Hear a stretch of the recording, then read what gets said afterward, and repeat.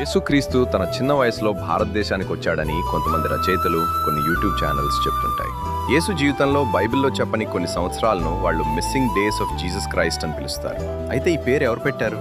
ఈ ఆలోచనను మొదటగా ప్రచారం చేసిన వ్యక్తి ఎవరు అనంటే ఆయన 19వ శతాబ్ద రచయిత నికోలస్ నోటోవిచ్.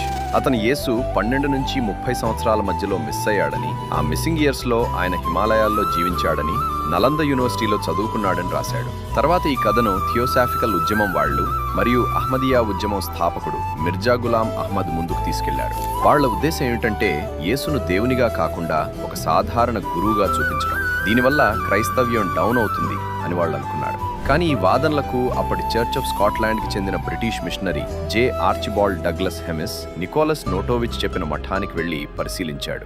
అక్కడ అలాంటి రికార్డులే లేవని తేల్చి చెప్పాడు. అలాగే చరిత్రకారుడు మ్యాక్స్ ముల్లర్ ఈ వాదనలను అకాడమిక్ గా తిరస్కరించాడు. ఇతను నోటోవిచ్ చెప్పిన మఠాలకు వెళ్లి విచారణ చేశాడు. ఆ మఠాల్లో అలాంటి రికార్డులు ఏమీ లేవని అక్కడ సన్యాసులు స్పష్టంగా చెప్పారు. దీంతో నోటోవిచ్ సిద్ధాంతాలు చారిత్రకంగా తప్పని నిరూపితమయ్యాయి.